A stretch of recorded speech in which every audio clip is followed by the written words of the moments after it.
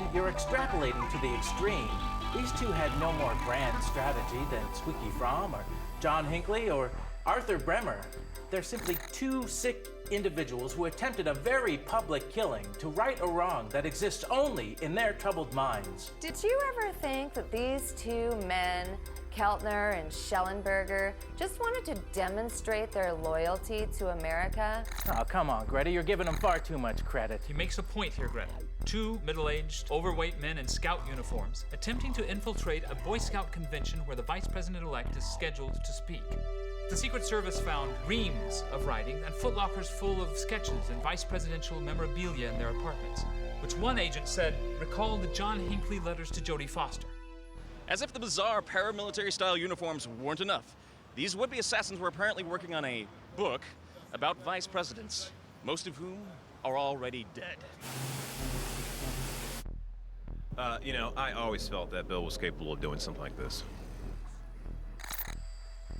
To do my duty to God and my country.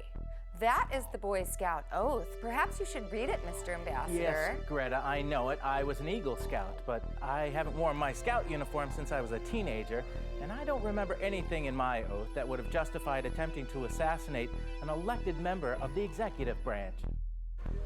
Were they trying to terminate this vice president so that he would be the latest chapter in their demented fan diary? I guess we'll never know. You keep using loaded words like murder and assassination and public execution.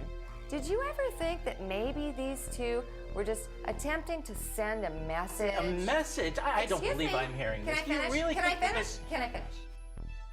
And that they really never intended to kill anybody? Now, that's a fair question, Mr. Ambassador.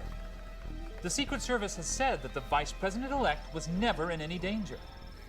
Keltner and Schellenberger were not carrying guns, or knives, or weapons of any sort.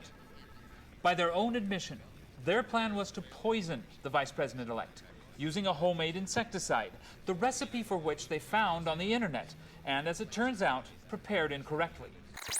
Was their ultimate motive non-lethal and symbolic, or were they merely idiots? I have a master's degree in American history, and I would counsel any psychiatric professional evaluating these men that encyclopedic knowledge of almost any American vice president from the mid-19th century is bizarre at best, and given the circumstances of their arrest, an absolute red flag.